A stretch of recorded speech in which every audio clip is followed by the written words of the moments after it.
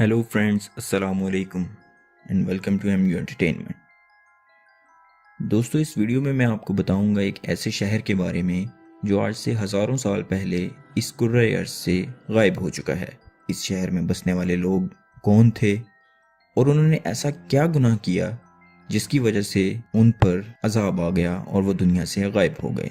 یہ سب کچھ آپ کو اس ویڈیو میں ملے گا، لیکن ویڈیو شروع کرنے سے پہلے اب تک اگر آپ نے چینل کو سبسکرائب نہیں کیا تو ہمارے چینل کو سبسکرائب کیجئے اور ساتھ بنے بیل آئیکن کو پریس کر دیجئے تاکہ تمام لیٹسٹ ویڈیوز آپ تک سب سے پہلے پہنچیں۔ اور اگر آپ کو یہ ویڈیو پسند آئے تو اس کو لائک کیجئے، کمنٹ کیجئے اور اپنے دوستوں کے ساتھ شیئر کیجئے۔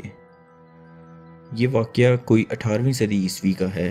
18ویں صدی عیسوی کے ایک سال میں ایک کسان اٹلی کے ایک بنجر اور ویران علاقے میں رہا کرتا تھا۔ یہاں پانی ایک بڑی نعمت کا درجہ رکھتا تھا۔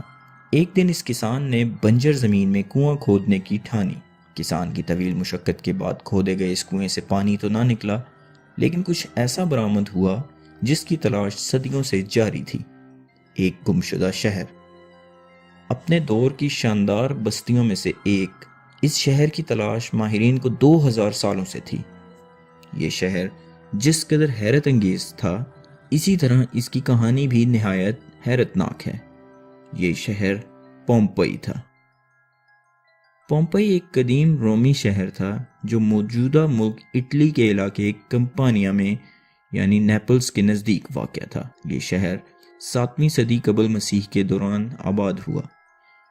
مختلف ادوار میں مختلف قوموں کے زیر نگین رہنے کے بعد رومن امپائر کے تسلط میں آیا۔ پھر اس شہر نے ترقی کی ایسی منازل طے کی کہ یہ اس وقت کی دنیا کے عظیم ترین شہروں میں شمار ہونے لگا۔ پانی کے تالاب، کلب، بیکریاں، کشادہ سڑکیں، واٹر سپلائی کی اسکیم، لائبریری، کمیونٹی سینٹر، اسپتال، گھوڑے باندھنے کے جدید استبل، 2 منزلہ مکانات اور مکانوں کے پیچھے چھوٹے چھوٹے لان اور ان میں نصب فواروں نے اس شہر کو جنت بنا دیا تھا۔ یہ دنیا کا پہلا شہر تھا جس میں زیبرا کراسنگ شروع ہوئی تھی۔ یہیں سے کریم کیک ایجاد ہوا تھا اور یہیں سے اجتماعی غسل خانوں یا حمام کے تصور نے جنم لیا تھا۔ یہ رومن امپائر کے بڑے تجارتی شہروں میں سے ایک تھا، لیکن دولت کی فراوانی کے بعد رفتہ رفتہ اس شہر کی پہچان تبدیل ہونے لگی۔ اجتماعی غسل خانے یا اجتماعی حمام بے حیائی کے مراکز بننے لگے۔ چند دہائیوں کے بعد یہ بے حیائی اس شہر کا عام مزاج بن گئی۔ اب اس شہر کی پہچان زرعی، تجارتی یا صنعتی شہر کی نہ رہی، بلکہ اب یہ ایک بڑے آزاد معاشرے کا شہر بن گیا۔ کسی پابندی، کسی روک ٹوک، ہر قسم کے قانونی و سماجی بندھنوں سے آزاد کھلے عام جنسی تعلقات اس شہر کی خاص پہچان بن گئے۔ یہاں کاروبار تھا جسموں کا اور لذتوں کا۔ دوستو، آپ نے حضرت لوط علیہ السلام اور ان کی قوم کا واقعہ تو ضرور سن رکھا ہوگا۔ جب وہ قوم ہم جنس پرستی کی لعنت میں مبتلا ہو گئی تو اس قوم پر پتھروں کی برسات کر کے انہیں نیست و نابود کر دیا گیا۔ ایسا ہی کچھ معاملہ پومپئی کے ساتھ بھی ہوا تھا۔ پومپئی جنسی سرگرمیوں اور غیر اخلاقی حرکتوں میں کہیں آگے نکل چکا تھا۔ یہاں عورتیں عورتوں سے، مرد مردوں سے، یہاں تک کہ جانوروں کے ساتھ بھی جنسی تعلقات بنانا عام ہو گیا تھا۔ جسم فروشی اس شہر کا بنیادی پیشہ اور معیشت کا اہم ستون بن چکا تھا۔ صرف عورتیں ہی نہیں بلکہ کئی تندرست مرد بھی اس کام میں پیش تھے۔ غلاموں کے ساتھ ساتھ عام شہریوں کی ایک بڑی تعداد اس پیشے سے وابستہ تھی۔ عوام کے ساتھ ساتھ شہر کی اشرافیہ یعنی اس کے عمرہ، افسران اور اکثر وزراء یا تو اپنے اپنے قبا خانے کے مالک تھے یا پھر جسم فروش غلاموں کی تجارت میں ملوث۔ جو جسم فروشی اور گناہوں کی اس لعنت میں زیادہ مبتلا ہوتا، پومپئی شہر میں وہ اتنی ہی زیادہ اہمیت کا حقدار تھا۔ بڑے بڑے رومن افسروں کی بیگمات آزادانہ تعلقات کی اس لعنت میں پڑی ہوئی تھی۔ اس پر شرم تو درکنار، الٹا فخر کیا جاتا۔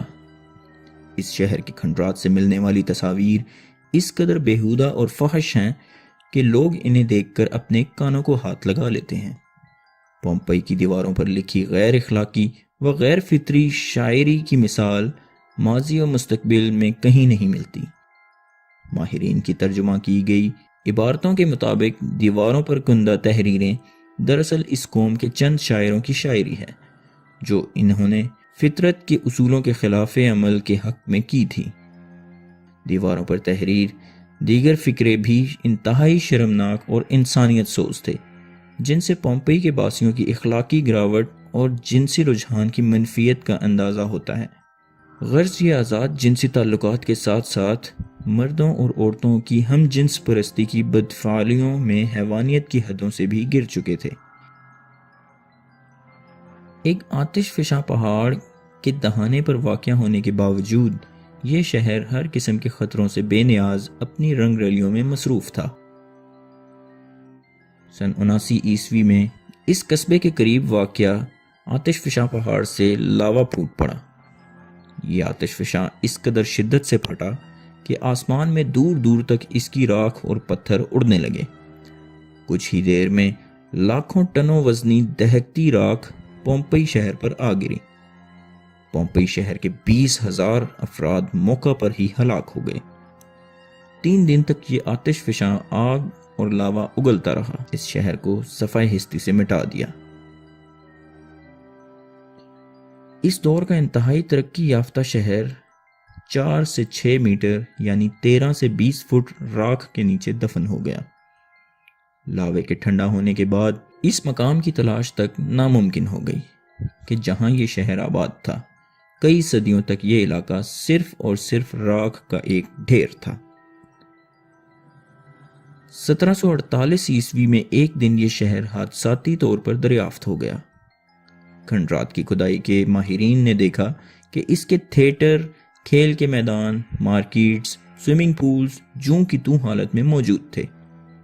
یہ عذاب اس شہر کے مکینوں پر اس وقت نازل ہوا کہ جب ان کی اکثریت گناہ آلود سرگرمیوں میں ملوث تھی۔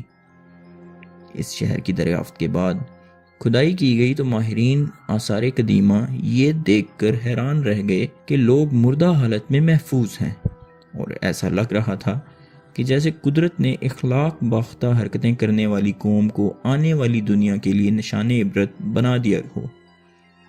جو شخص جس حالت میں تھا اسی حالت میں رہ گیا۔ آج بھی جب پومپئی کی باقیات دریافت ہوتی ہیں تو وہاں کے رہنے والوں کی لاشیں بے گور و کفن اسی حال میں ملتی ہیں جس میں وہ اپنے آخری وقت میں موجود تھے۔ ان سے پتہ چلتا ہے کہ بڑی تعداد میں لوگ، مرد، عورتیں بدفعلیوں میں مصروف تھے۔ کئی گھروں میں روزمرہ معمولات زندگی کے آثار بھی ملتے ہیں جو جوں کے توں ایسے ہی رکے ہیں جیسے کسی نے اچانک انہیں ساکت کر دیا ہو۔ اس شہر کا زیادہ تر حصہ دریافت کر لیا گیا ہے۔ کھدائی ابھی جاری ہے۔ پومپئی کی پختہ سڑک پر چلتے ہوئے ہر گھر میں موجود کچن، باغات اور چشموں کو بآسانی دیکھا جا سکتا ہے۔ اس شہر میں صاف پانی کی فراہمی اور نکاسی آب سے لے کر زندگی کی ہر آسائش موجود تھی۔ یہاں کے لوگوں کا شمار اس خطے کے امیر ترین لوگوں میں ہوا کرتا تھا، لیکن افسوس کہ ان ناقدروں نے اپنے پروردگار کی نعمتوں کا انتہائی غلط استعمال کیا اور آئندہ آنے والی قوموں کے لیے ہمیشہ ہمیشہ کے لیے نشان عبرت میں تبدیل ہو گئے۔ دوستو، اس پومپئی شہر کے بارے میں اگر آپ کچھ جانتے ہیں تو کمنٹ سیکشن میں اپنی رائے کا اظہار ضرور کیجیے گا۔ ویڈیو کو لائک کیجیے گا اور ہمارے چینل کو سبسکرائب کر دیجیے گا۔ اپنا بہت سا خیال رکھیے گا۔ اللہ حافظ۔